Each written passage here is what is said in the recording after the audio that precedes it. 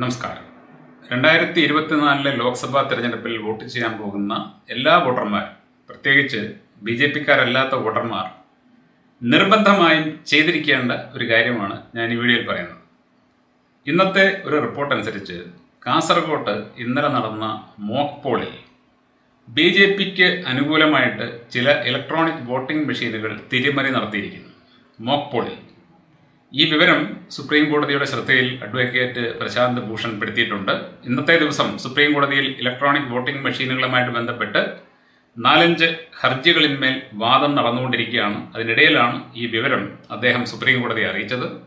Supreme കോടതി ഇത് election കമ്മീഷനെ അറിയിക്കുകയും അന്വേഷിക്കാൻ ആവശ്യപ്പെടുകയും ചെയ്തിട്ടുണ്ട്.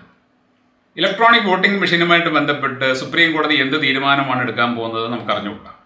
എന്ത് തീരുമാനം തന്നെ എടുത്താലും ഇപ്പോൾ നിലവിലുള്ള സംവിധാനം അനുസരിച്ച് തന്നെയാണ് തിരഞ്ഞെടുപ്പ് നടക്കുന്നതെങ്കിൽ BJP-ക്കാരല്ലാത്ത എല്ലാ വോട്ടർമാരും നിർബന്ധമായും ചെയ്തിരിക്കേണ്ട കാര്യം, നിങ്ങൾ വോട്ട് ചെയ്യാൻ പോകുമ്പോൾ ബാലറ്റ് യൂണിറ്റിലാണ് നിങ്ങൾ വിരലമർത്തുന്നത്.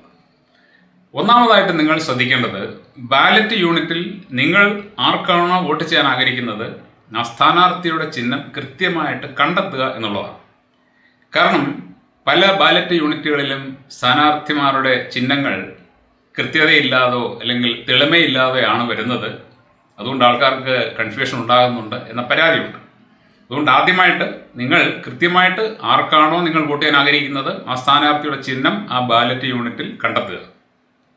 രണ്ടാമത്, നിങ്ങൾ ആ ചിഹ്നത്തിൽ വിരലമർത്തുന്ന സമയത്ത് തന്നെ തൊട്ടടുത്തുള്ള VVPAT യന്ത്രത്തിലേക്ക് നോക്കണം. VVPAT യന്ത്രം എന്ന് പറയുന്നത് നമ്മൾ ആർക്കാണോ വോട്ട് ചെയ്യുന്നത് ആ വ്യക്തിക്ക് തന്നെ വോട്ട് പോയിട്ടുണ്ട് എന്ന് നമ്മളെ തന്നെ ബോധ്യപ്പെടുത്താനുള്ള ഒരു സംവിധാനമാണ്. നിങ്ങൾ ബാലറ്റ് യൂണിറ്റിൽ വിരലമർത്തുമ്പോൾ VVPAT-ൻ്റെ ഉള്ളിൽ ഒരു സ്ലിപ്പ് പ്രിന്റ് ചെയ്യപ്പെടും. ആ സ്ലിപ്പ് നിങ്ങൾക്ക് ഗ്ലാസിൻ്റെ ഉള്ളിലൂടെ കാണാൻ സാധിക്കും. ശ്രദ്ധിക്കണം, 7 സെക്കൻഡ് നേരത്തേക്ക് മാത്രമേ ഈ സ്ലിപ്പ് ഡിസ്പ്ലേയിൽ നിൽക്കുകയുള്ളൂ. 7 സെക്കൻഡിന് ശേഷം അത് അതിൻ്റെ അടിയിലുള്ള ഒരു പെട്ടിയിലേക്ക് തനിയെ വീഴും. അതുകൊണ്ട് നിങ്ങൾ VVPAT-ലേക്ക് നോക്കാതിരുന്നാലോ നോക്കാൻ താമസിച്ചാലോ ആർക്കാണ് വോട്ട് വീണത് എന്ന് ഉറപ്പാക്കാൻ പറ്റില്ല.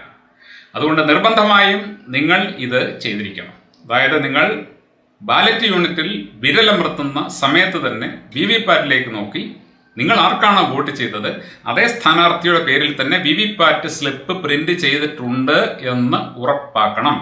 അതിനുശേഷം മാത്രമേ നിങ്ങൾ ബൂത്ത് വിടാവൂ.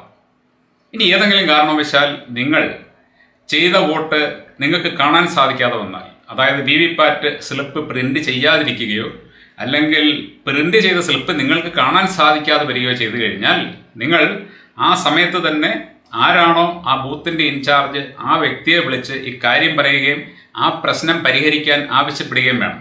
നിങ്ങളുടെ ആ പ്രശ്നം പരിഹരിച്ച ശേഷം മാത്രമേ അടുത്ത വ്യക്തി വോട്ട് ചെയ്യാവൂ. അത് നിങ്ങൾ ഉറപ്പാക്കണം. കാരണം നിങ്ങൾ ആർക്കാണോ വോട്ട് ചെയ്തത് അത് അയാൾക്ക് തന്നെ പോയിട്ടുണ്ട് എന്നുള്ളത് നിങ്ങളെ ബോധ്യപ്പെടുത്താൻ വേണ്ടിയാണ് VVPAT ഉള്ളത്. ആ VVPAT കൃത്യമായിട്ട് ഡിസ്പ്ലേ ചെയ്തില്ലെങ്കിൽ അത് നിങ്ങൾക്ക് പരാതിപ്പെടാനും അത് പരിഹരിച്ചു തരാൻ അവരോട് ആവശ്യപ്പെടാനുമുള്ള പൂർണ്ണ അധികാരമുണ്ട്. അതുപോലെ തന്നെ നിങ്ങൾ ചെയ്ത വോട്ട് നിങ്ങൾ ഉദ്ദേശിച്ച സ്ഥാനാർത്ഥിക്കല്ല മറ്റൊരു സ്ഥാനാർത്ഥിക്കാണ് പോയതെങ്കിലും ആ പ്രശ്നവും പരിഹരിക്കാതെ അടുത്ത വ്യക്തി വോട്ട് ചെയ്യാൻ പാടില്ല.